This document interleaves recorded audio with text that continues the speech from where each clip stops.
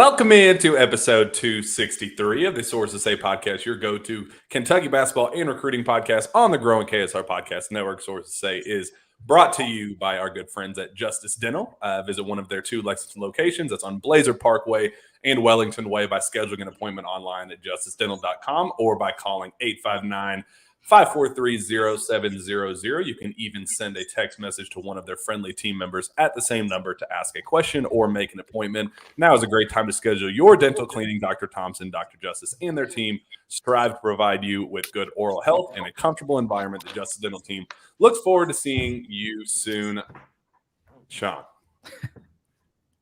we got a good news only edition of the Sources Say podcast today. No negative vibes, no pessimism, no none of that garbage, because we finally have clarity, and it's like significant clarity, and it's a game changer for the Kentucky basketball program. Shawn Smith, first and foremost, thank you for joining me as always. It's a pleasure to see you on this glorious whatever day it is, Wednesday afternoon. What was it I said in April? We'd have roster clarity by mid-June. Is that what I said? Yeah, something like that. Mid-May, mid-June, same thing. No different. Yeah. No, I'm a month late, which is spot on with what we do on the show, and I'm not in a car. So today is a very good episode. So just fingers crossed that internet and everything holds up, because we've got a lot of good stuff coming your way. A jam-packed episode. A lot of people in DMs today. A lot of people in mentions. And Antonio Reeves lined it up right perfectly. We were planning, like we set that we were going to record today, yesterday afternoon, and boom, we got a lot to talk about, and it's a lot of good news.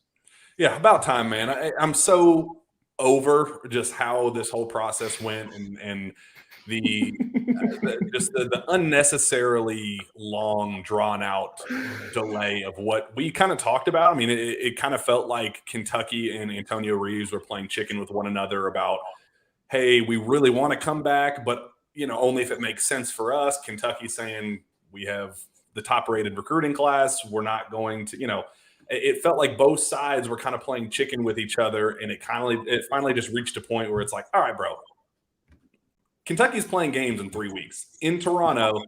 We have a roster to get finalized. We have a team, like, practices started right now. The players are actively practicing right now. It's like, all right, it's time. Antonio Reeves realized that. He moved back in yesterday, back to his dorm yesterday, and then I was told was a spectator today at practice. Did not participate, but was a spectator watching everybody else go through their pre-Toronto practices. So it's time, man. We have Antonio Reeves. I've confirmed with UK he is back, and what an addition, what a welcomed addition for this Kentucky basketball roster that desperately needed A, bodies, but B, talented bodies, and C, experience, and Kentucky gets all three of those in Antonio Reeves. Yeah, I said a week ago that his role to me was probably the clearest of anyone's, and I never really understood why he wouldn't return to Kentucky. I just think it makes sense for both sides. It makes sense for Reeves. It makes sense for Kentucky in itself. So you get a 3-level scorer. You get a guy who went on the road at Arkansas last year and scored 37 points and carried the team, put them on his back. And I know the way he ended the season, Jack, missing those shots down the stretch in the NCAA tournament, that's not the taste you want to leave in your mouth when it comes to your Kentucky basketball career. So it's good to see him run it back. And Kentucky gets a guy that has played a lot of college basketball. That's the one thing that's missing on this roster to this point, is a guy that has been through the fire and knows what it takes to not only play college basketball, but what it takes to put on that Kentucky jersey and be out there in some of the biggest moments. And I think that was what is so significant about this news and about him deciding to return to Kentucky. It's good for both sides. Yeah, and I had heard that there are other programs that were willing to throw a significant chunk of change at Antonio, and that he was a really sought-after recruit. Again, a kid that wasn't even in the portal yet, so that part was frustrating. Just having to exist while tampering was going on, and like having these other programs coming in and like trying to get in touch with Antonio and bring him into their respective programs. He did take summer classes at Illinois State to work toward a graduation. It was at least an option that Antonio was considering. I had heard on multiple sides that it still wasn't a foregone conclusion that he would have been able to get the it's in line in time for that to come to fruition. So maybe there was some clarity in that regard of, I just don't think this is going to get done in time, and there's no real reason for me to not go back to Kentucky. Let's just cut the BS and make it happen. And look, how it unfolded, I really don't care. Like, I really don't care if he was eligible, if he wasn't, if he's, had these other offers and wanted to deny them, or what Kentucky offered to get him. Like, I don't care. I truly could not give less of a damn about how it all unfolded, because we're past that point. Like, it is June 21st. We're past the rumors and scuttlebutt and rumblings. Like, they needed him back on campus in a practice uniform, getting ready for Toronto. Like, when push comes to shove, and none of that other stuff matters. They now got him back. He's moved back into his dorm, and he's going to start participating in practice sooner rather than later. Nothing but good news. And I want to ask you, Shawn, how do you see him fitting in with, now that he is confirmed back, Kentucky confirms that he's back enrolled in summer classes with Kentucky? How does he fit in with DJ Wagner? How does he fit in with Rob Dillingham and Justin Edwards? From a scoring perspective, from a just an offense perspective, how dynamic can this Kentucky team be with Antonio now in the fold with other pieces they already have? It's interesting. And when I look at this, and I was actually thinking about this about an hour before we started recording, is you've got a lot of guys that I think require the basketball in their hands, but I think you've got pieces too that can play off the ball, and he is one of those pieces. Like, if you need him late in games to get into some of that middle ball screen that they did when Kentucky's backcourt was injured and he was pretty much on his own in the backcourt on the road at Arkansas, he can do those things for you. He can step and play off the ball and run off some of that floppy baseline runner action that Kentucky likes to do. Like, you can ISO him and he can go to the basket. He can get to his mid-range. He can pull up and hit a three for you. He can do a lot of different things, and I think that that's what makes him probably the most dynamic piece of that backcourt, is he can kind of move around and do some different things on the floor for you offensively. We know that there needs to be some improvement defensively, especially another year at Kentucky, just continue to get better on that end of the floor. But Toronto is going to be a big thing where it answers a ton of questions for us about what some rotation pieces could look like in this backcourt, and what are some lineups that we can see. Can Kentucky go with Reeves and Edwards and Dilly and DJ together? Like, that remains to be seen, like how creative John Calipari will get when it comes to rosters, but he's going to have that opportunity for a week in Toronto to kind of show us some different things. But having a veteran guard to go alongside those young, talented pieces, I think it's significant. And this changes entirely how I view Kentucky going into the season. I think it changes a lot of national media's perspective on what the Cats could look like, because being so young, Jack, and having all those freshmen and not having a veteran piece to play alongside them in the backcourt, I think it would have been a dangerous way to go into the season. And I think Kyle Tucker said this on Twitter, and he brings up a good point. I think Antonio Reeves is going to be the reason why Kentucky doesn't get absolutely run in Toronto, because if Aaron Bradshaw is out of those games, Santos Surreal will not be playing. I still anticipate him to come. We'll talk about that in just a little bit. I expect him to commit to Kentucky and ultimately enroll for the 2023-2024 season, but I don't think he'll get on campus in time. I've heard August is kind of the tentative timeline for him to announce his commitment, get on campus, and those sorts of things. So Kentucky would have been really, really, really thin without Antonio Reeves to kind of, be that veteran scoring presence as DJ kind of finds his footing, Rob finds his footing, Justin, the other complementary pieces. Antonio is probably going. Kyle brought up a great point. I do think Antonio is probably going to be the reason Kentucky stays competitive and probably wins a couple of those games in Toronto. He's that type. And again, it doesn't matter, but it's more so establishing early cohesiveness and camaraderie and figuring out where that veteran presence is going to come from in the locker room, not just on the floor, but in the locker room. I know he's kind of a shy kid, but is he going to emerge? Is DJ Wagner going to be that alpha and kind of Reeves settle in as that complimentary mentor type guy? I don't really care, but at least we can now start asking those questions. I think his role is going to be more of an off-ball piece than it is on-ball piece. And last year, he kind of got thrown into that role of having to play with the ball in his hands a ton. We know that injuries played into that, Jack, but I think that you're going to see a Kentucky team that's going to have DJ Wagner getting downhill, getting 2 feet in the paint. You're going to have some of these other Kentucky guards doing that, and I expect Antonio Reeves to be the guy spotted up, knocking down shots. But then if you need a bucket, you can go to him in certain situations. You can get him in some middle ball screen like I've talked about. I think that that's an area of his game that really stood out to me down the stretch last year as Kentucky tried to make its run into the postseason. So I think that will probably be his role, especially in Toronto. And I think that that's the role that probably translates to a professional career at some point, a shot maker, and then getting better on the defensive end of the floor. And like I said a few minutes ago, coming back to Kentucky and kind of trying to get back to that NCAA tournament and having a better ending to your career. We talked about it with Oscar Tshiebwe. Antonio Reeves is going to try to do the exact same thing, and we know that he will be Kentucky's shot maker. I know I had some people asking me, like, are we sure that he's a leader just because he's older? That doesn't necessarily make him a leader, but I think he's going to have to lead. I think he's given the platform to do it with such a young roster that he's going to feel not the pressure to do it, but maybe the responsibility that it's his team to lead. And maybe you pass the torch throughout the season. You see those freshmen come along and lead alongside him. And it might just be leading by example. It doesn't necessarily have to be him being the loudest voice in the locker room, because I do think that there are other guys. Like, I think DJ is the alpha. DJ is kind of just that win at all costs mentality type of guy. I do anticipate him being, if I had to guess, that this is going to be DJ's team, but Antonio's a guy who's going to get to work. He's going to be in the gym. He's going to get shots up. Like, that's never been an issue for Antonio Reeves. He's a guy that is going to lead by example. And I think that's the biggest part. If, Rob Dillingham is trying to decide whether or not, Rob, Jordan Burks, whoever, if they're trying to decide whether to hang out in their room and play video games or walk 100 yards across the or 100 feet across the Joe Kraft Center parking lot and go get shots up at midnight, Antonio is going to be that guy that, following his lead. Like, it's little things like that I think are going to be absolutely crucial and beneficial with Antonio's return.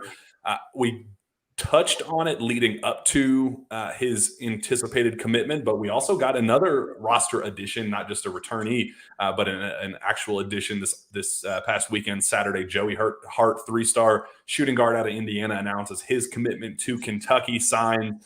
He's already enrolled. He's already moved into his dorm. He's practicing already. What do you make of that addition for the Cats now, knowing that Antonio Reeves is back and it's not a one or the other situation? I know there were some people concerned about that in the chat, like, oh, are we supposed to get super excited about the departure of Antonio Reeves, SEC Sixth Man of the Year, and get excited about Joey Hart? Like, no, you can be excited about both now, which is a really cool thing.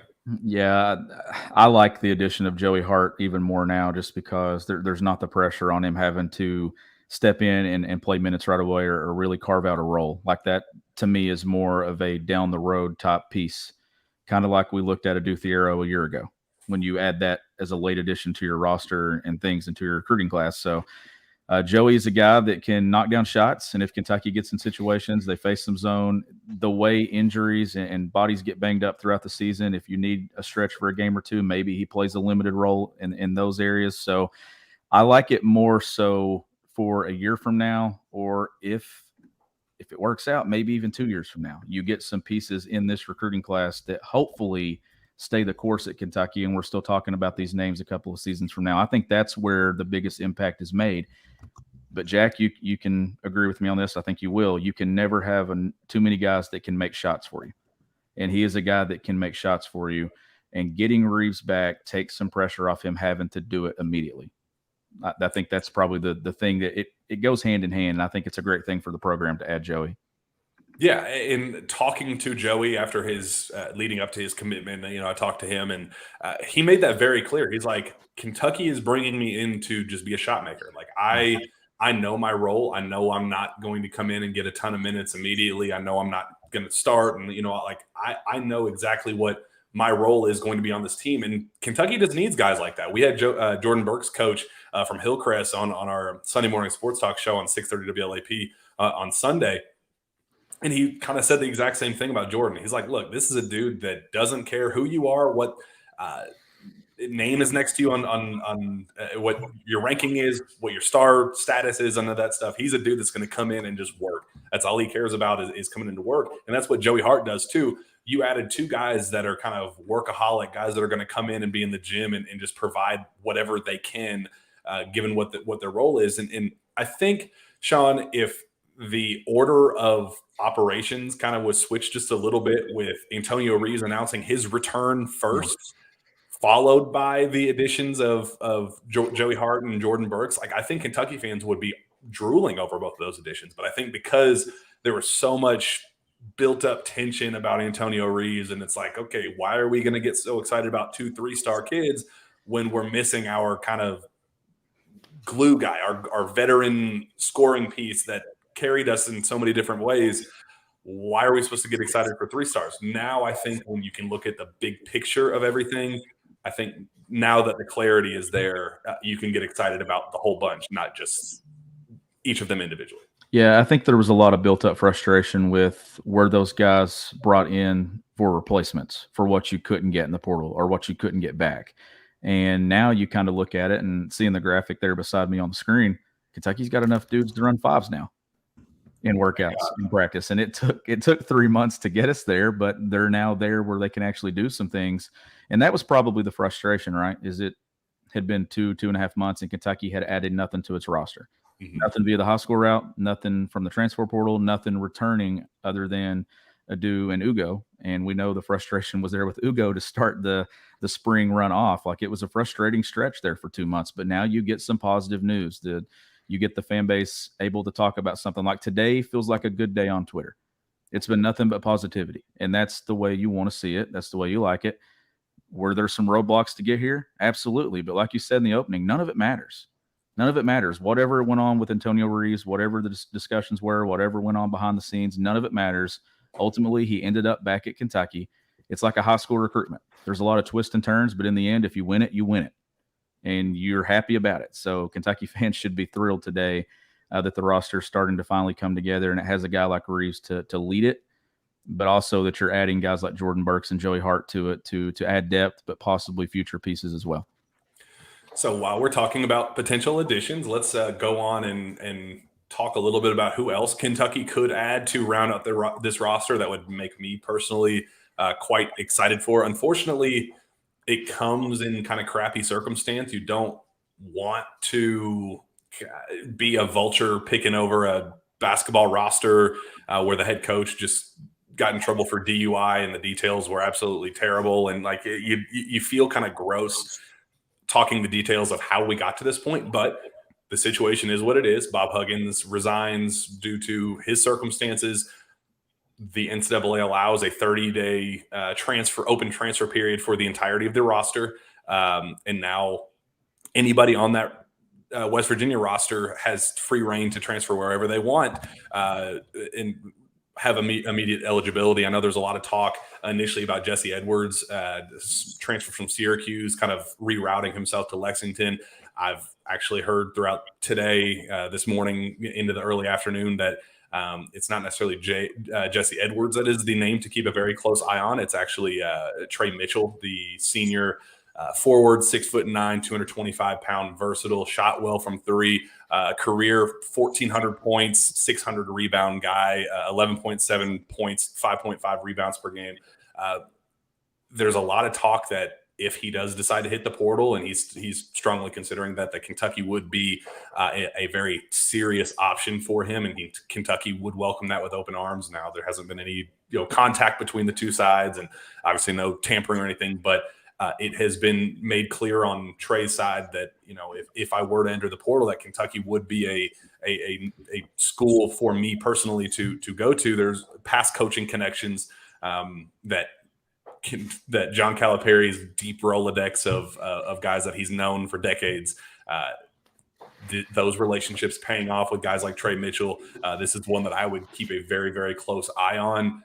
If and when he inevitably hits the transfer portal, I do think that Kentucky's going to be a very serious option for him, and doesn't get much better than adding that type of versatility and scoring and just kind of do it all type of guy at this stage in the process. June 21st, talking about a guy like Trey Mitchell being added to your roster, it's pretty damn impressive. Yeah, you could possibility of adding a Power 5 guy. He's been at a lot of different stops, been at UMass, been at Texas, been at West Virginia.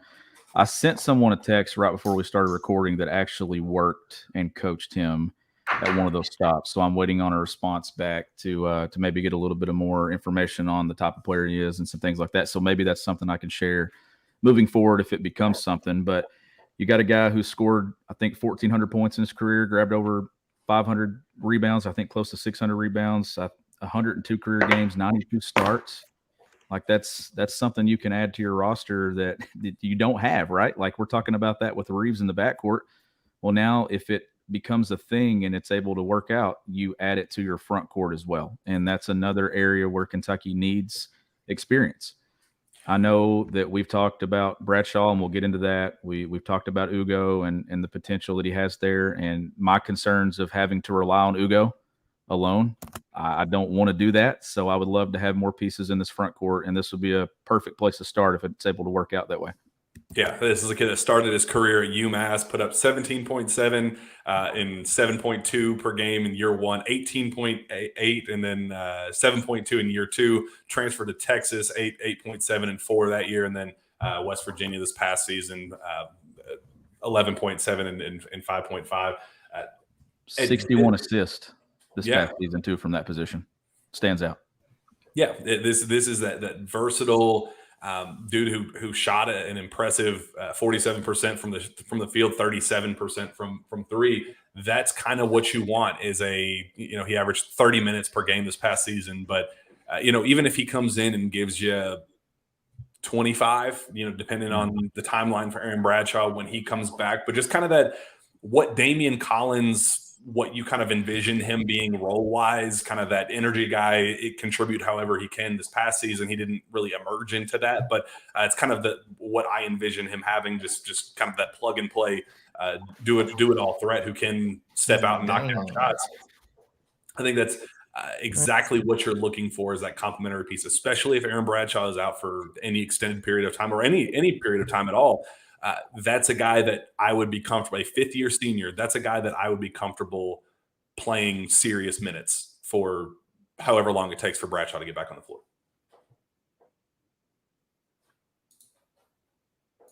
My audio go out? I can't hear you. You can't? Well, go for a little bit while I figure this out.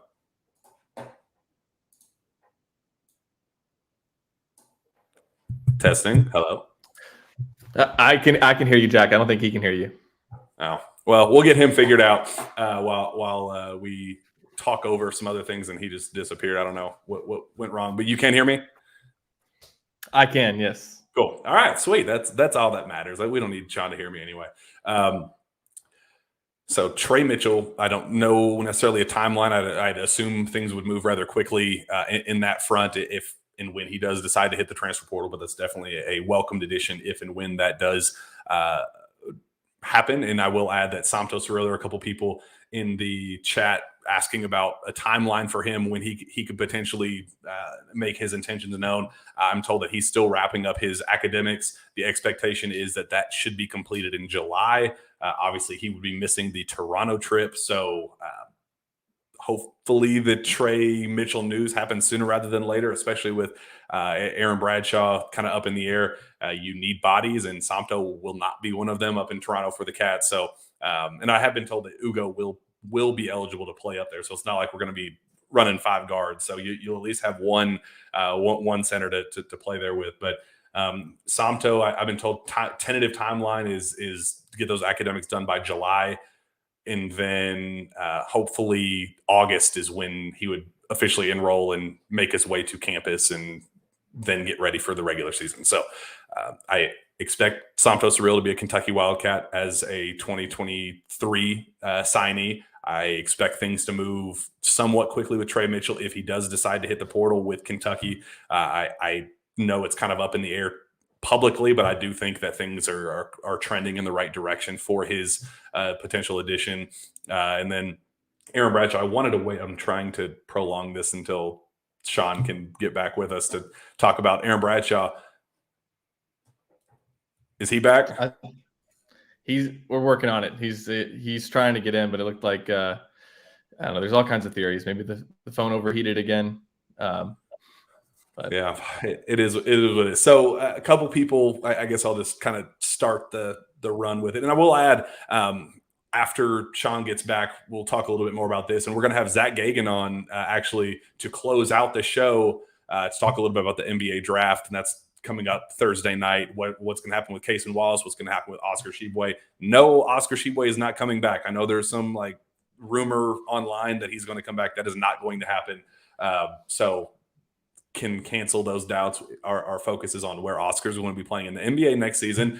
Jacob Toppin, Chris Livingston will talk a little bit about that. So we'll kind of make this a two-part show. First part will be about wrapping up this upcoming roster, and then we'll have Zach on at the conclusion of that to talk a little bit about the NBA draft.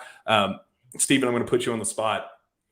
Your reaction when the news dropped I believe it was this past Saturday or Friday, whatever it was, maybe Friday, Saturday, whatever it was, that Aaron Bradshaw had a fractured foot, and that Friday, right? Was it Friday? Whenever it was. Yeah, I was at early Barnhart's presser when. Yeah, his early season availability was very much up in the air. What was your reaction to that? I wasn't thrilled. I mean, it's like if we get a better timeline too. I also don't want it to sound like I'm, hating on Aaron Bradshaw for being hurt. That's really not it. It's just that it just feels like every year now there's just an injury that's just it's a weird situation. You had Severe Wheeler last year. You had, of course, Shaden Sharp, Jared Vanderbilt. There was the time before the Houston game in the NCAA tournament where you're waiting on PJ Washington and Cal hasn't seen him. So it's just like, oh man, like not another one of these, especially when you look at how thin you are at that position. You're like, this is the whole season. Like if you can't, and not only that, but after seeing Aaron Bradshaw play just once, I was like, I want to see what that guy can do at Kentucky. I want to see how Cal uses him, because I love his jump shot. Like, I think if you have somebody who's 7 foot and you can trust to hit an outside shot, I hope that they get a chance to play. I hope he gets a chance to play at Kentucky, because it would just be another, you watch Shaden Sharp highlights this year and it just makes you sick, right? You just don't want to see that again. A couple years from now, you're watching Aaron Bradshaw highlights and we didn't get a chance to see that. So I was really frustrated on Friday, but I'm kind of calmed down now. You've kind of made me feel better about it. So what are the updates with Bradshaw? So yes, there is a real injury. Yes, this is something that I haven't gotten this confirmed from Kentucky side, but so I've been kind of waiting to hopefully get some confirmation on Kentucky side. But I had heard that he did undergo surgery this past week, and that the timeline I put out when it first came out was 4 to 6 months, which would put him back basically from the start of the regular season to potentially as late as December, and then you get into boot season, and we've, as you said, we've dealt with this with Jared Van. That's not a position that you want to hear. The updated timeline that I heard today was September to October, which that definitely makes me feel better about him not missing real games. And I want to make it very clear. He wants to play. Aaron Bradshaw himself does want to play. Kentucky expects Aaron Bradshaw to be a Kentucky Wildcat and to play. That is something that I want to make very clear. The issue is, I've heard from Clutch's side of things, and I was kind of right there when the USC rumors came about and what their expectations were about role, and if Hunter Dickinson comes and we're not coming, but if Oscar Tshiebwe comes back, then he better know what his role is going to be. They were kind of throwing around roles and demands and things like that, and that's just not a comfortable position for any coach to be in. And I think that's where a lot of that silence came from, is they were trying to get things worked out organically and fixed behind the scenes, so this never even became a thing. And then Shams gets the report from Clutch, clearly straight from Rich Paul's from the horse's mouth, that this is an injury that would be a serious one and would potentially extend into the regular season. And there's some people that were talking about a timeline 4 to 6 weeks. I'm here to tell you right now, like, go look at what happened with Joel Embiid in his rookie season, and like the initial timeline was 4 to 6 months for him. He had a surgery to fix his foot. He ended up missing his first 2 seasons of NBA basketball. Missed his entire rookie season, then had a setback, and then missed his entire sophomore season. So, like, please just ignore the 4 to 6 week stuff, because Twitter doctors are saying, my mom that is a cashier at Walmart had a fracture in her foot, and she was back on her feet in 4 to 6 weeks. This is a 7'1" NBA level athlete that's trying to be a top 5 draft pick. Like, this is not even remotely close to the same thing. There is a track record of NBA bigs that have had similar surgeries that have missed extended periods of time, not just 4 to 6 months, as long as a year for a track record. I went back and found the quotes from Joel Embiid's surgery, and the doctor that was going through it said it's 4 to 6 months timeline to start with potential to return to basketball activities and full live game action in a year. So, like, this is a very serious thing that Kentucky is very optimistic that it can get dealt with quickly and he can be back on the floor. And that's the goal. That's what Bradshaw himself wants to play. But the issue, unfortunately, Stephen, is Clutch had a bad experience with Chris Livingston this past year and felt like he was not played in the right position, and that his role was in question, and that it kind of tanked his draft stock. And they're concerned that if the same thing unfolds with him and this, I thought what tanked the draft stock was shooting 7'1" unicorn, I want to be a 4, knock down jump shots. Like, they're concerned that this potential top 5 pick is going to have his draft stock killed too. And it is the well, then why even go to Kentucky? Like, and that's why they tried to, again, go to USC. I remember sitting at the NBPA Top 100 camp in Orlando and have Aaron Bradshaw himself telling me, I am ready to make my commitment. I am confident in where I'm going. And that school was Kentucky. And that was last July, maybe even late June. And that process got extended all the way to October before he announced his commitment to Kentucky. That had, mom was apparently not happy, and she had some more questions. That was people up top trying to like push and massage and finagle and like they didn't want him here. And they have been actively working against Kentucky to both getting him away from Kentucky at USC, and also now, okay, well, he's in Lexington. Now let's try boot season. And it's a really uncomfortable position for Kentucky, but there is internal optimism that this is going to get figured out, that he's going to play basketball at Kentucky like he wants to do personally. Aaron Bradshaw wants to play for Kentucky. Kentucky thinks he is going to play for Kentucky. And the timeline that I had heard is now September, October-ish, when he's going to be able to return to basketball activities and start ramping things up. So that's just what I know. It's very frustrating. I'm not going to make stuff up on this kid and try to that's the extent of what I know. It's frustrating as hell. My hope is that he plays. I believe that Aaron Bradshaw will play for Kentucky at some point, but timeline and promising that we won't have Bootgate 4.0 or whatever, I'm not making any of those promises. This is a whole different animal with the most powerful people in basketball, as we're seeing with Chris Livingston and his draft guarantee, which I don't know where that came from. See, and I thought what tanked Chris Livingston's draft status was his play from all last season.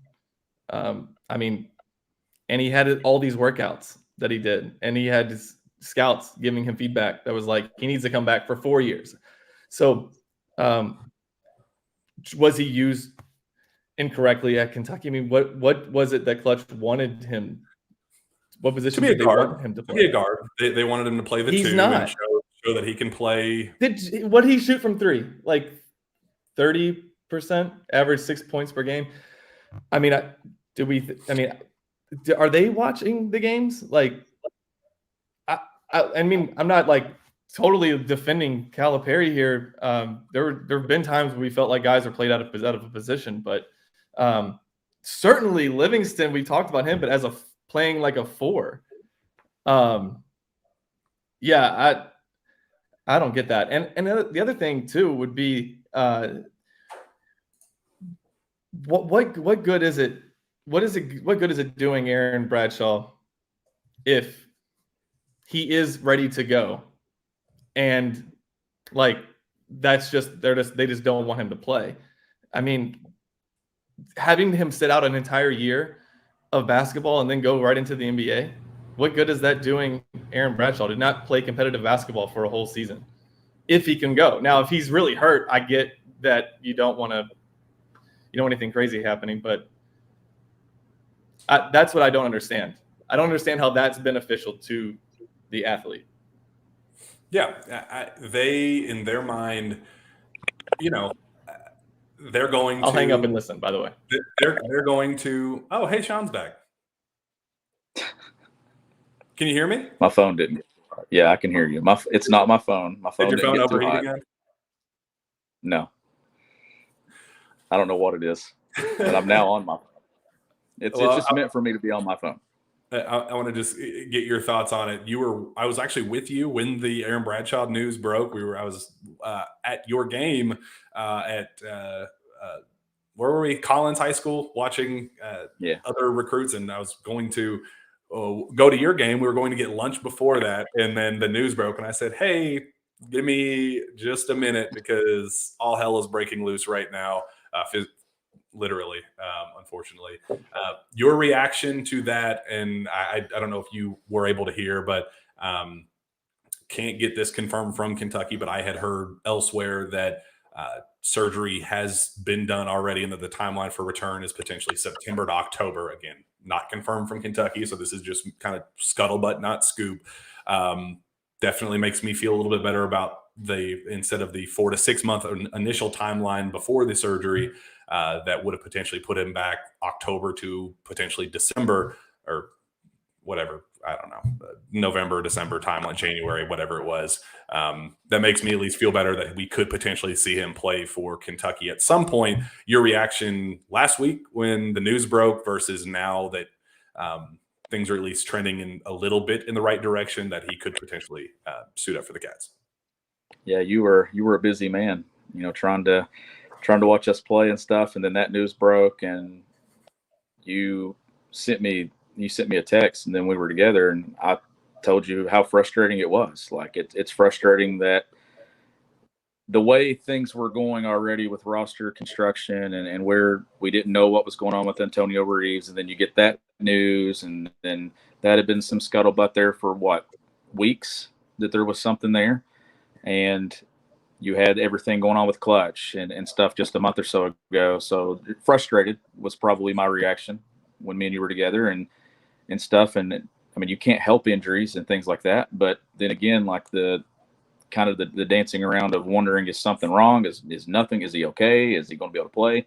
And then I think this fan base, just from past experiences when it comes to injuries, it's easy to get frustrated because when you say September or October, does that turn into January or February? Does it turn into nothing at all?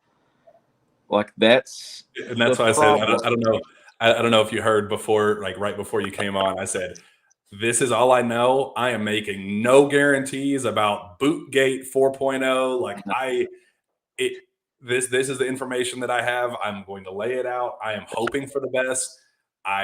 I know that I know for certain that Aaron Bradshaw himself wants to play. Kentucky believes that he will be back on the floor, and that Aaron's a great kid. Like I never, in the midst of any of this stuff with USC, I feel bad for the kid himself because you have an agency that wants to play puppet and control, thinking that they're doing what's best for their client when really it's just making everybody involved look bad. Like it makes Aaron Bradshaw look bad when he's not a bad kid. He's a great kid, means well, like the most charismatic. There were so many reports from kids at these camps, the father-son camp, and that saw him there, and they were like, oh my gosh, he was playing one-on-one with me. He's so kind and was, going out of his way to sign autograph. Like that's who this kid is. And I never want that to get lost in translation, that Kentucky isn't doing the wrong thing with this. Like they only know what they know on their end, what their doctors are telling them. And Like, they are internally optimistic that he will play for Kentucky. Aaron Bradshaw himself wants to play. But do I trust Clutch? Zero.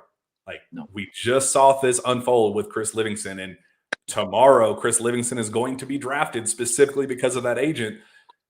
Is Chris Livingston even a draftable basketball player from what he showed at Kentucky? Me personally, I don't think so. But that just shows the power that Clutch has with its clients, and that's why I don't trust them.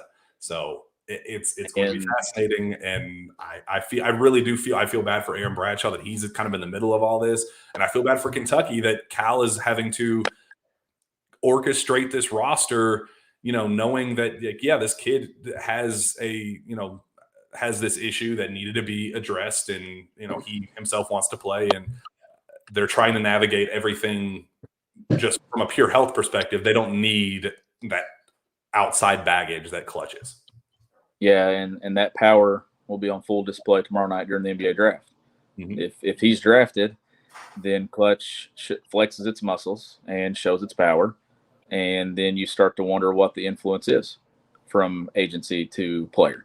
A kid the caliber of Aaron Bradshaw, where if he never plays, still gets a chance to be drafted, and then probably in a range of maybe a lottery pick and things like that. But this is a piece that Kentucky needs. But now with the injury and the timetable, is going to miss the summer, going to miss an important trip to Toronto, going to miss some pieces of the preseason.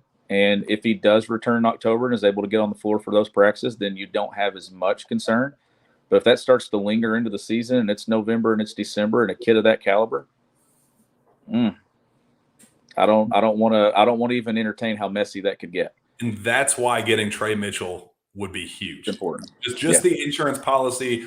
I'm comfortable with him playing prolonged minute/games if Aaron Bradshaw that extends ever so slightly into the season. I hope it doesn't. I hope that he never misses a single second of his freshman season, and I hope he can play. But if he does have to miss some time, I think getting Trey Mitchell would be absolutely huge. So, Shawn, let's think before we get you out of here. We're going to shove you out and get Zach in to talk a little bit about the NBA after this. But all things go well. Kentucky adds Trey Mitchell in the next week or two. They get Santos Surreal in August. And this roster is now 8 freshmen, 2 sophomore returnees, and Ugo and Adu Thero. You get Trey Mitchell in. You get Antonio Reeves back. Is that a national title contender? Is that a team that you would be comfortable from a pure talent perspective to win a national title next spring? So we're talking like everything's going to come together and it's all positives, right? So you certainly have talent, and it's youthful talent in a generation that is significantly older in college basketball. Like, teams are old right now across the country. Kentucky will not be old. But I do think that they would have pieces that could make a run in the NCAA tournament. I would expect it to be an up and down year. I would expect us to see highs. I'd expect us to see lows. But I think when push comes to shove, if those are all the pieces that they have and they're healthy, I think Kentucky would be a team come March that you wouldn't want to see in your bracket. I really do. Like, I think that's a team that could make a run.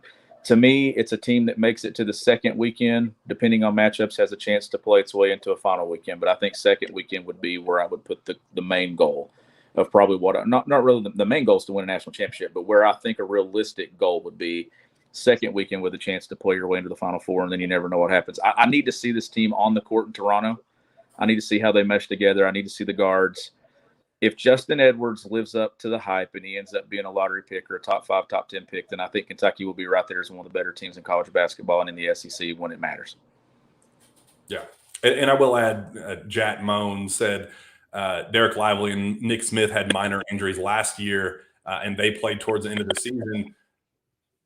Yeah. That has happened, and there was also a lot of buzz, especially with Nick Smith, about him potentially never playing a single minute for Arkansas as well. So it was a little bit more complicated because there was also some discontent on Nick's side and family side that kind of played into that as well. But there is a track record of players players playing at the end of the day, and that does make me feel a little bit better about Aaron Bradshaw as well. But Go for it. You need two of those freshmen to hit for it to really put you in the I think the conversation for title contender. And if it's DJ and if it's Justin, then I think Kentucky's going to be right there. If those two live up to the hype and they are more so on the elite end of what we talk about in college basketball when it comes to freshmen and playmakers and things, then I think Kentucky's going to be right there.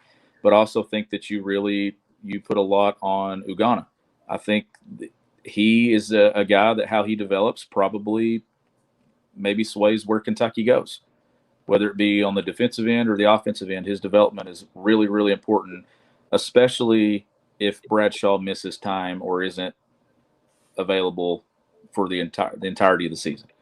I think that makes his role even more important. And I've had a lot of people ask me starting lineup projections and stuff now that Reeves is back. I don't know what it'll look like in November, but my starting lineup prediction for Toronto would be DJ, Antonio, Justin, and I'm going to slide a Dew in at that forward spot with Ugonna. That is my projections for starting. And I'm really excited for that, especially, Shawn, because you're not going to know what a do is until you throw him in with the fire. Like we saw him early on, due to injury, thrive in that role. And he struggled a little bit late when he kind of lost that consistency. And he was really at his best when he kind of had a consistent thrown in role, especially like super, super early. He was really good. That's what I'm excited for, especially seeing him in Toronto and just seeing. I mean, did you see that when he shook Joey Hart's hand? Like his bicep was like bulging out. It was like, holy hell, man! Got the frame. Yeah, he's got the frame to play that spot, and on top of that, I just think that his body and the way that he's continuing to grow and he's adding size and muscle to his frame, he showed the ability to knock down open shots in the limited opportunities that we've seen him, whether it was in the Bahamas last year in the regular season. I don't think he's going to be a primary ball handler, but I could see a role with him catching the ball at that forward spot, whether it be the 4 or maybe some 3, but I'm thinking the 4. And letting him just go to work and get those shoulders downhill and take somebody off the bounce. Like that's possibly a role that I'm seeing for him. And I think that gets him on the floor. It never was to me about where does he fit into the backcourt. Now it's about where does he just fit into whatever role Kentucky needs him. And if that's sliding to the 3 and hopefully, in my opinion, the 4, then I think Kentucky has an intriguing piece there. And I think he's going to start in Toronto. Yeah, that'll be a lot of fun. Well, Shawn, let's get you out of here. Do you have any last-second draft thoughts? Where do you think what's your projected draft range for Case and Wallace? And name who gets drafted out of the other 3, Chris Livingston, Oscar Tshiebwe, and Jacob Toppin. I would like to think that Kaysen slides into late lottery. Like I would love to see that somewhere. And I think Chris will get drafted off of Clutch.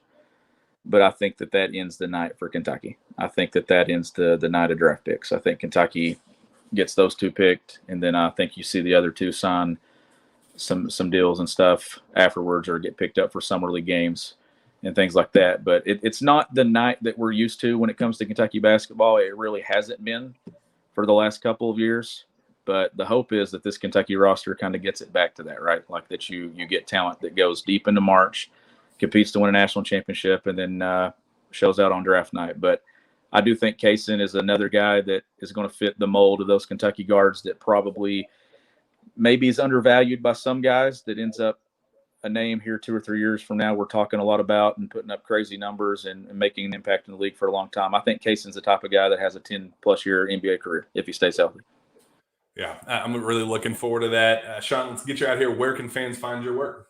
You can find my work at gobigbluecountry.com, and you can follow me on Twitter at GBBCountry. Does this mean that I actually get to exit on my own this time and it's not another issue? Yes, you get to hit the leave studio button on your own. I'm proud of you.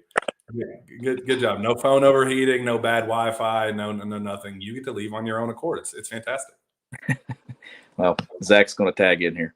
Well, sweet. While we wait for Zach to come on, the Source Say podcast is brought to you by Andy Ludicky and MyPerfectFranchise.net. Are you, Zach Gagan, ready to leave the corporate rat race for the American dream, looking for a side hustle while working your current job, wanting to diversify, build wealth, and or leave a legacy, Andy can help. Andy is a franchise consultant as well as franchise owner and helps people find franchises that fit their skill sets, financial requirements, time to commit, and more. His services are 100% free to you, and he's here to help you. If you have any questions about business ownership, you can learn more and contact Andy anytime at www.myperfectfranchise.net. Zach Gagan, what's up, buddy? Hey, how's it going? Feels good to be here. I know. Well, We're going to nerd out a little. This is your favorite time of the year, and I thought, man, there is nobody else I'd rather have on the show to nerd out specifically than Zach Gagan, and our NBA aficionado over at KSR. He does great work elsewhere in every facet, but certainly loves him some NBA news. While we were waiting for you to come on the show, I was going to bring it up. What do we think? Live reactions, because I haven't really gotten to process it too much. We have a trade between the Wizards, Boston Celtics, and LA Clippers, where they are in strong talks that would send Kristaps Porzingis to Boston, Marcus Morris and draft compensation to Washington, and Malcolm Brogdon to LA. What do you think? Live reactions. Initial thoughts, it's almost a perfect trade, probably, if they can, sign and trade him. Kind of the big deal with your boys there in Boston was they had a loaded backcourt of just kind of guys that all did the exact same thing. So you offload Brogdon, you bring in Kristaps Porzingis, you create pretty much, I would say that's the deadliest front court you can make in the NBA.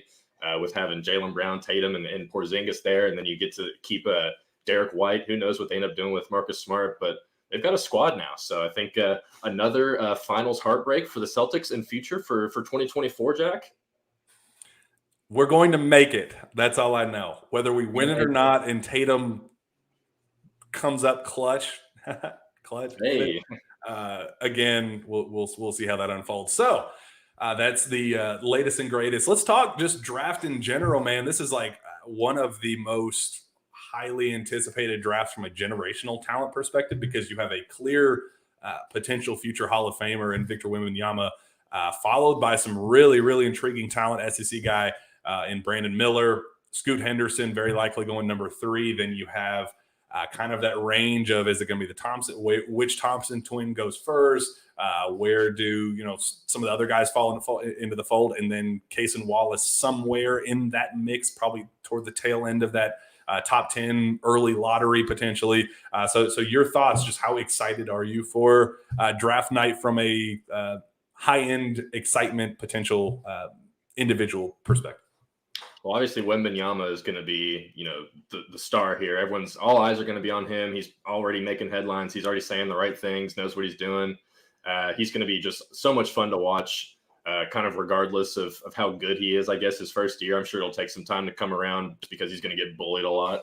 That'll probably be his only bad, or, the thing that other teams target. But that kid's going to be really, really good.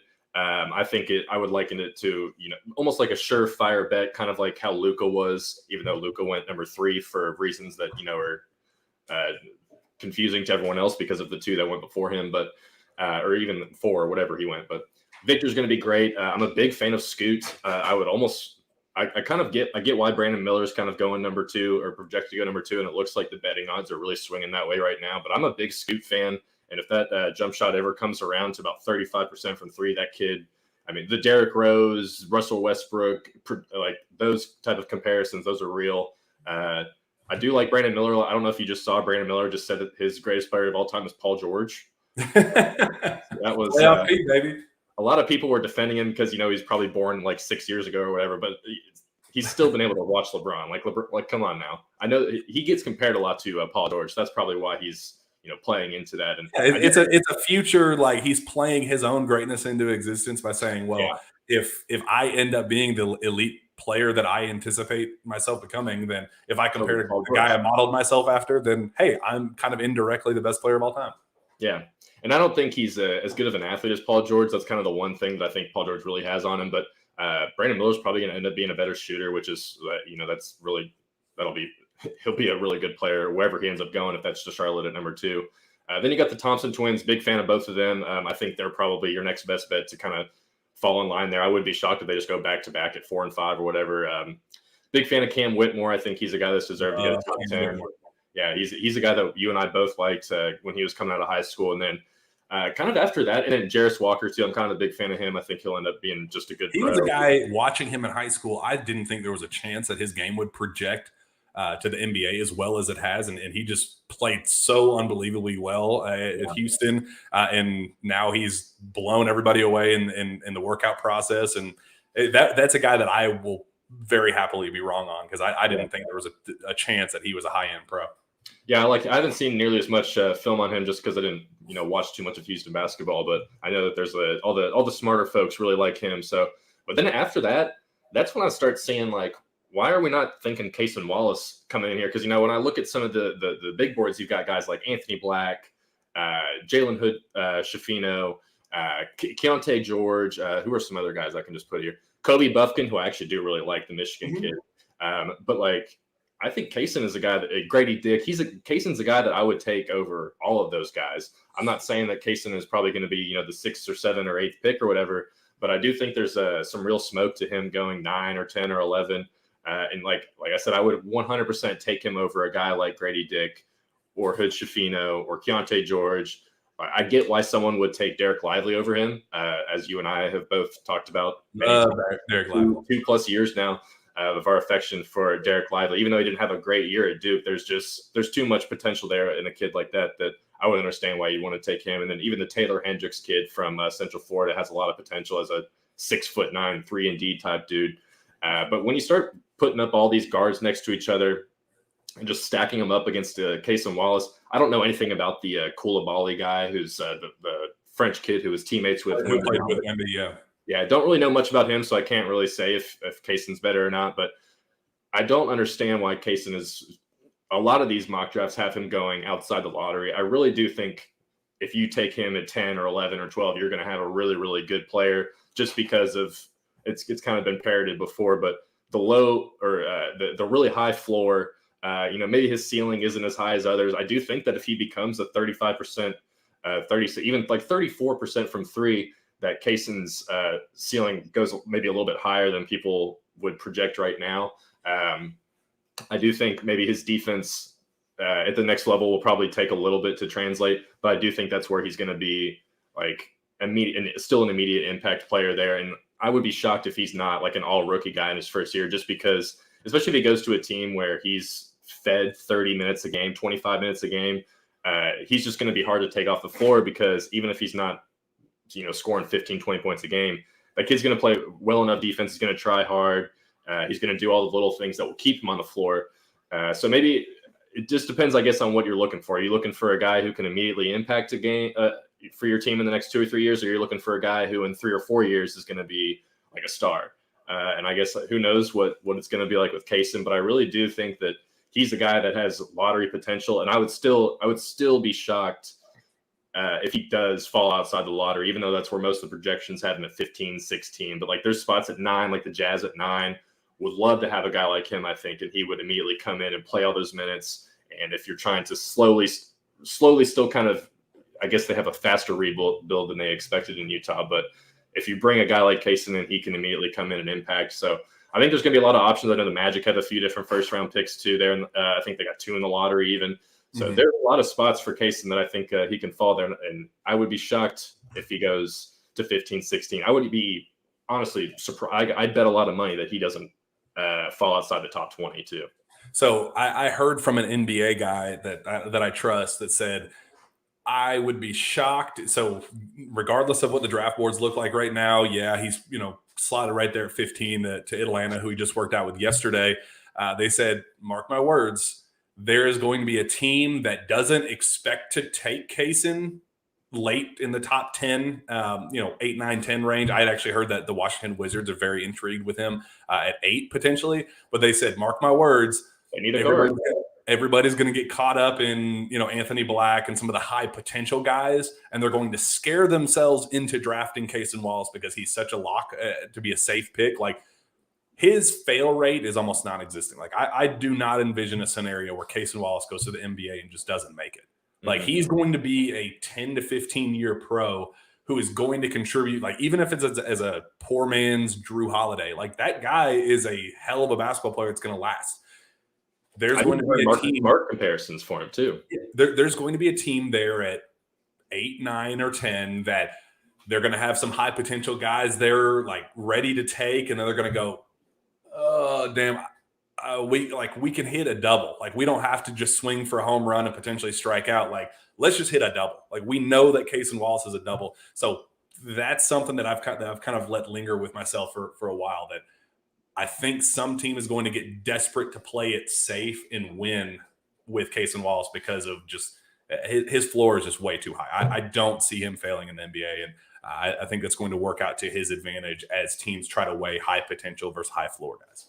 Well, in the way, like I feel like this just happens every year with the NBA draft. Is we know the top 3 picks right now is going to be Victor first, and then some combination of Scoot and Brandon, probably Brandon Miller first, and then all it takes is one team to make a surprise at 5 or 6, and the whole draft board just blows up, and everything gets throws out the window, and you're like, okay, so now what do we do? Like, there's like, I wouldn't be shocked if someone takes Derek Lively at 6 or something, and then things just all blow up, or Taylor Hendricks sneaks in at 4 or something like it just takes something, or even Kobe Buffkin. This kid could come in, like he's just been blowing people away in his pre-draft workouts, the Michigan point guard. So if he can come in and sneak in at 5 or 6, it just shakes up everything. But it's just, I just keep coming back to looking at some of these other guard prospects, and like I'll repeat the same names: Hood Schifino, Grady Dick. I understand why people want to take Anthony Black, just because of, if you can get a Josh Giddey type kid, like you would want to get that. But Josh Giddey is like a really good shooter, and Anthony Black's not there yet. And then Keontae George, whatever other guard prospect you want to throw out that's in that area. I think if you put him on an NBA team right now, Cason Wallace is going to be the guy that immediately comes in and impacts winning, makes winning plays, and he's going to be more impactful than any of those other guys. So like it just takes one team to really throw everyone's big board off the walls, and then who knows what happens after that. But again, I'd still be shocked if he somehow falls out of the top 15. So is there a guy in the first round that you're, he might be a late first round guy that you expect to be maybe not even a star, but a guy that you expect to make it in the NBA, maybe even a second round guy, somebody that you're kind of have penciled in saying that this is somebody I'm keeping a very close eye on, thinking he's going to be a hit for whoever drafts him? Well, I mentioned both of them already. I don't know, deep down in the second round or whatnot, but Kobe Buffkin, the Michigan kid, he just has really good. The slashing numbers were really good. He had a huge leap from his freshman to sophomore year. Just seems to have a really good head on him. He's impressed in all the pre-draft workouts. He's got good size for like a tweener type guy who can play both the 1 and the 2. And then Taylor Hendricks, the Central Florida freshman who kind of came out of nowhere. Like I said, he's 6'9" and can shoot and defend. Like he's a perfect type of NBA power forward right now. And I think whatever team ends up picking him, whether that be at number 5 or at number 12 or 13, whatever it ends up being, that kid's going to be really, really good. I was just kind of poo-pooing on Grady Dick earlier, but I am a big Grady Dick fan. Don't take that out of context. Don't clip that part there. I'm a big fan of his. Big fan of his, and because guys like him that shoot 40% from 3 and are 6'8" or 6'7", whatever he is, that's exactly what you want as well in the NBA. So I think he's the guy that I can see definitely kind of overplaying whatever value he ends up going. Guys I'm not too high on, types like Nick Smith, Keontae George, those are guys that I would probably try and stay away from in the lottery. Even Hood Schifino, I think there's just a far lower. Maybe the ceiling and floors are so far apart from each other that it can be a little bit dangerous for those type of guys. But yeah, that's where I don't know if there's any other guys that you've been keeping an eye on there, but yeah. Well, this kind of brought up a good, interesting point, Andrew Bates. So the sad thing is that Toppin is a better player than Livingston in almost every possible way, but he just isn't a clutch kid. It is kind of sad. 3 years older, too. That's part of it. 3 or 4 years older. He's 3 or 4 years older. I think that's really the big sticking point with. But if you're looking for a 6'10" guy who, with a face-up game, capable of knocking down jump shots, like athletic as all get out. Like if you're looking for a guy to take a flyer on in the second round as a potential, like maybe he makes it. Like I don't know how he's not getting more buzz, because I look at the best available list with Toppin on ESPN, and he's still like 84 or something like that. So that's one that's really fascinating to me, that there's not more buzz about him as the second round is where you take flyers, you take shots on guys. Like, how is he not the epitome of a guy you take a shot on? So I think it's a great point from Andrew Bates. I do think that there is absolutely something to be said about, a guy like Jacob Toppin, who has the upside that he does.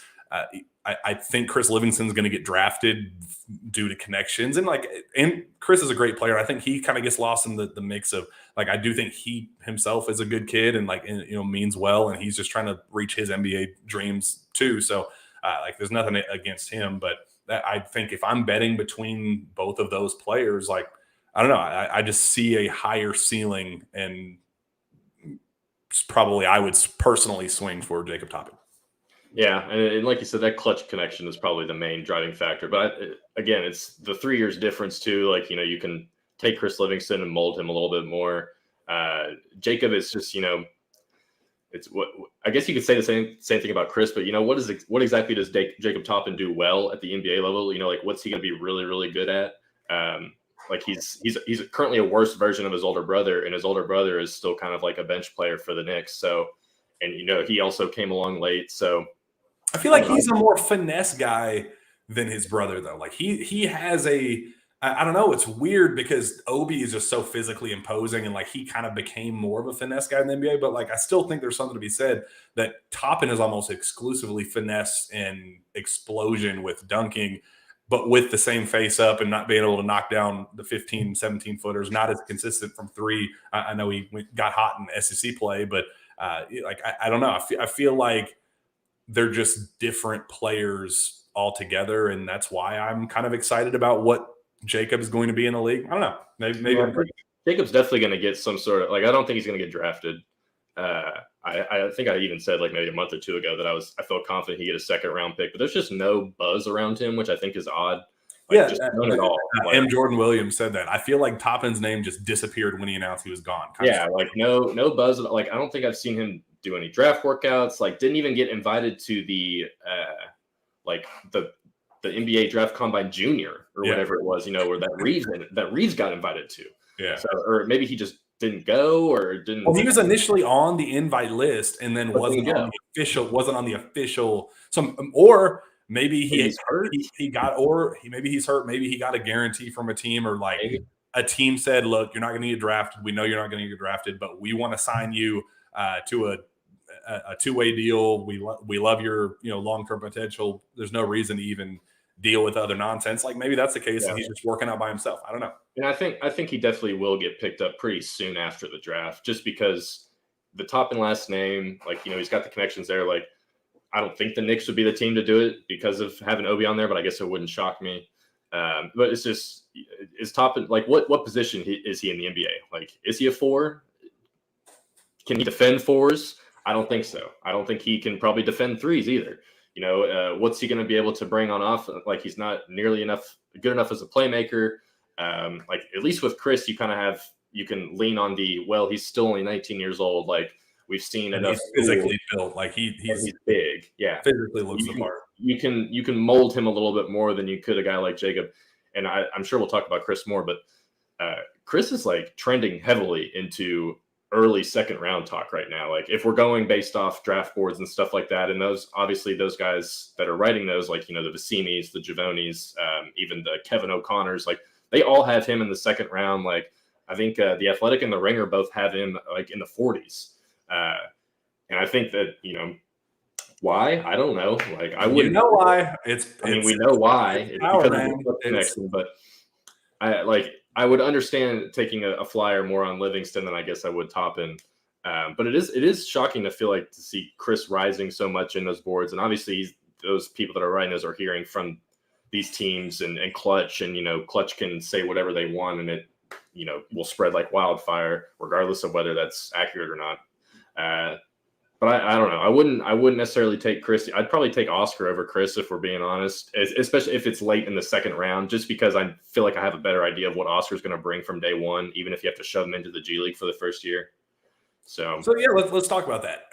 Oscar, I think, is 60 in the best available for ESPN right now. So 58 picks, 60. So he's there. yeah, I think he's going to get drafted. I do. Like I think Oscar, somebody's going to take him at 54, and they're going to be really damn happy about it. Like I do. I think Boston has 54.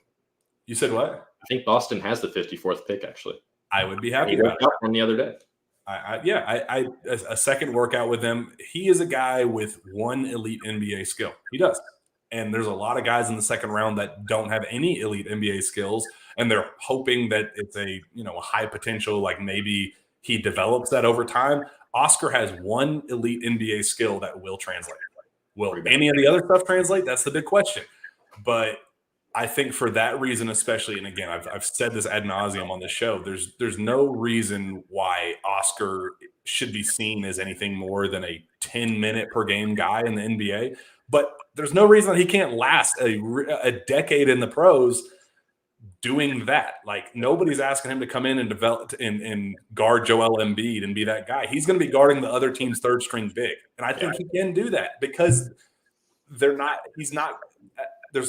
the huge emphasis on I don't know. I feel like it's going to be easier to hide him defensively in the NBA than it was in college because of the other talent around him. And I think NBA teams will be able to maximize what he does best and kind of minimize his flaws a little bit better to make him a long-term pro. I just do. I'm betting on Oscar Tshiebwe. I think the idea with Oscar is his best case scenario is some sort of Montrezl Harrell type, where he's not going to play any defense, but he's going to come off the bench and he's going to be able to score around the rim and rebound the hell out of the ball and try really, really hard. And those are like, we've seen, there's been guys in the NBA that have come in and just only, like Reggie Evans, that's like 20 years ago, it'll date even myself here, but Reggie Evans, he made a 15-year career out of just rebounding the ball. The game has obviously changed since then, and obviously you need more shooting and stuff like that. But there are roles for guys like Oscar, and like I said, I do think he'll get drafted. I would put the chance, if I'm making a chance, I would put it at 51% though. So like right on the edge of yeah, maybe he will, but I will not be shocked at all if he doesn't. But he's also a guy who I think would get picked up almost immediately after the draft. Someone signs him. And he could honestly be a guy I think that could get a better deal going undrafted than he would in the second round, where he'd maybe get a 3-year deal worth, $3 or $4 million a year, something like that. So I do think that he ends up, he'll find a team pretty quickly, regardless of if he's picked or not. Sorry, I got a puppy here yawning. I don't know if you heard that. I had the same issue to start the show. But yeah, I think Oscar has he has a one skill that will translate. I don't see him averaging 15 rebounds a game in the NBA, but I absolutely see his per 40 numbers, or whatever you want to say, per 48 will probably be crazy if he does get like his rookie year, get some clock in the NBA where he just comes in and plays garbage minutes in the middle of the season for like a bad team or something like that, or a team that's kind of cruising through the season. So I do think that there's a potential. We've said it for a long time. Like there is a spot in the NBA for Oscar. I guess it's just a matter of, can he get a little bit better on defense? Can he expand his range just a little bit more to make him more of a threat? I thought his playmaking definitely got better over the last year at UK. But rebounding the ball, like that no matter what era of basketball you were in, rebounding the ball is always vital. And if you can get a guy like that who can rebound 40% of the misses or whatever it is, I think you can take a chance on him, especially if it's pick 50 or something like that. Same argument that I made for Kaysen earlier of a safe pick. Like Oscar, you know exactly what he's going to be. You know exactly the role he's going to have. You know he's not going to demand this ridiculous role in the NBA ever. Like he's not going to be year 6, say, I deserve 35 minutes in this starring role. Like this is a guy, you know exactly who he's going to be. He's going to be a long-term, comfortable bench guy that, you see those all over the league. Like we see them on contenders right now. We saw Kevon Looney go for 25 and 28 in a playoff game. Like And that was a guy I compared him to as well, or Oscar I compared to Kevon Looney, especially when Kevon Looney was doing his whole finals run last year, when they beat the team that shall not be named. They're in the finals there. But Kevon Looney's Kevon Looney can't do anything with the basketball except rebound and score layups and try really hard. And there's just roles. And Kevon Looney, it even took him like 5 or 6 years just to be able to play 20 minutes a game for the Warriors. And obviously, that was with them during their title years and stuff. So a little bit different situation. But, I don't think Oscar will impact winning. Even if he does, come in and is able to, grab 5 or 6 rebounds whenever he plays or something like that, I don't think it'll be enough to impact winning enough. And maybe that's why a team wouldn't want to take him, because with a guy like Kaysen, he's going to impact winning. Even if he's at his floor coming in, he's still going to find ways to make winning plays or play winning basketball. With Oscar, I'm not entirely sure that'll be the case, because he's still going to be able to give up a lot on the other end. And that's probably where, teams will still target him there and things like that. So, I would take Oscar, but like I said, I would take him at 54, 50, something like that. So as long as he's a Boston Celtic, that's all that matters. There you go. I'll be quite happy. People talk, he would dominate in the G League, and I do not argue with that at all. Like Oscar, because he will play in the G League. Like I think we should go ahead and just say that right now. He's going to start out playing in the G League, no matter if he gets drafted or not, I think. But he's going to do really, really well in there. And then that's why it probably won't take too much time for him to get his shot in the NBA. It's just going to be a matter of if he can take advantage of it or not, I guess. Well, let's get you out of here with this one hot take for draft night. What is one thing that you think is going to blow people's minds on Thursday evening? Victor falls to the second round. No, I think Scoot goes number 2. Really? Yeah, I think just personally, I think I would take Scoot over Brandon Miller. Like, that kid's had 2 years in the G League, which is, just no argument about it. It's better than SEC basketball. He's had 2 years in that league.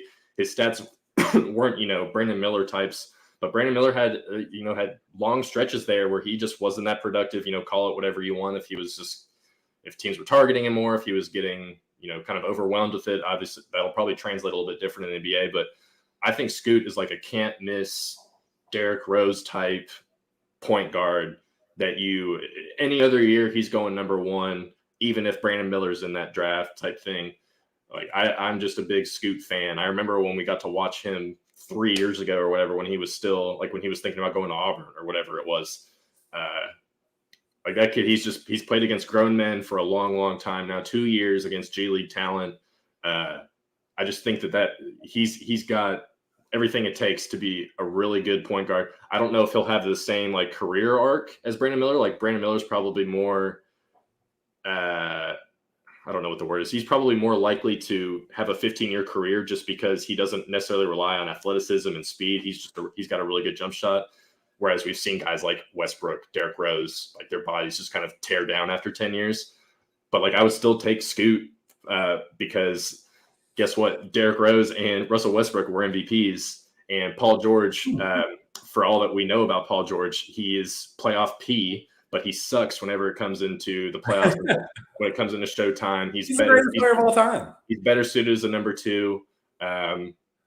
But I understand why Brandon Miller will probably go ahead of him, because that's just the way the NBA works now. Is you want to have long wings who can shoot the ball and can play, for over a decade long, as opposed to a guy like Scoot who kind of relies more on athleticism. But Scoot is going to come out, and I wouldn't be shocked if Scoot wins Rookie of the Year, just because it'll take Victor a little bit to get adjusted, and Scoot's just going to come in. He's going to have Rookie of the Year written all over him. He does. Yeah. So that would be, I don't know if that's a hot take. It probably wouldn't have been a hot take a week ago, but now I guess it is, because all the betting odds are pointing. And even I think Andrew Slater even pointed something out about, and if Andrew Slater says Brandon Miller's going number 2, he's probably going number 2, but I'm not buying it. Andrew Slater is wrong. Scoot Henderson goes number 2 tomorrow on ESPN at 8:00, live from the Barclays Center in Brooklyn, New York. Oh, I love Casey Wallace goes number. Let's just say right now, where do you think Kaysen goes? I think Kaysen goes. I think he goes 10 overall. I think he goes 10. Let me look here. I need to figure out who has number 10. So 10 is to the Mavericks. And that would be with so he kind of, the Luka Kyrie kind of off the bench type deal. I would honestly like that. It'd be pretty intriguing, actually. I like that. I do like. I've heard so in order. I've heard Wizards like him at 8, followed by Raptors and Pelicans in that order. So I think Raptors at 13. That's where I'm going to say is Raptors at 13 because I think they're probably going to find a way to get off Fred VanVleet. There's a fit in all of those, like in That's that. the thing. You could put him at the Thunder at 12. Have him coming off the bench behind Shea and Josh Giddey. You could have him at 11 with the Magic because they still kind of need a guy there. Markelle Fultz is going to eventually, hit his cap or whatever it is. You've got a bunch of young forwards there. That fits really good. I think the Jazz at 9 is another spot. The Hawks at 15, I think, is a little different just because obviously they're going to Trae Young's the guy there. And I still don't know what position Kaysen will play at the next level. I think he'll just he might do kind of what Jamal Murray did, where he was kind of a 2-guard at UK. Yeah. He just transitioned straight into a point guard, not necessarily like a huge playmaker type guy, even though Jamal Murray has actually become a really good playmaker. But I think that there is a fit for a lot of these teams. And the thing is, you've got the Jazz there at 16 too, so they've got 9 and 16. If he falls to 16, the Jazz are taking him. That's going to happen because there's no reason not to at that point. But I think my pick would be 13 to the Raptors, and then I would probably say 12 after that would be my next best get for the Thunder with him and Shea linking up there. We'll see. It's going to be quite fascinating, Zach. Appreciate you coming on as always. Great stuff. Where can fans find your work? Well, they can find me at KentuckySportsRadio.com. We're doing a lot of football recruiting right now. That's just where my mind has been, is high school football recruiting for the last 2 months. So I'm trying to spread myself out back into the NBA draft. So I'm excited to cover everything tomorrow with you, Jack. We'll be pumping out stuff on KS Board there. You can obviously also follow me on Twitter, follow whatever I'm tweeting about along there at ZGagan, KSR. Gagan is GEOGHEGAN, the triple G. Haven't said that in a while on here. So, yeah, I'm excited for tomorrow. Looking forward to it. Find me on Twitter as well, at Jack Pilgrim KSR. Reach out to me via email, jpilgrim@KentuckySportsRadio.com. With that, we'll be back next time for the Jam Pack Sources Say podcast. We will see you then.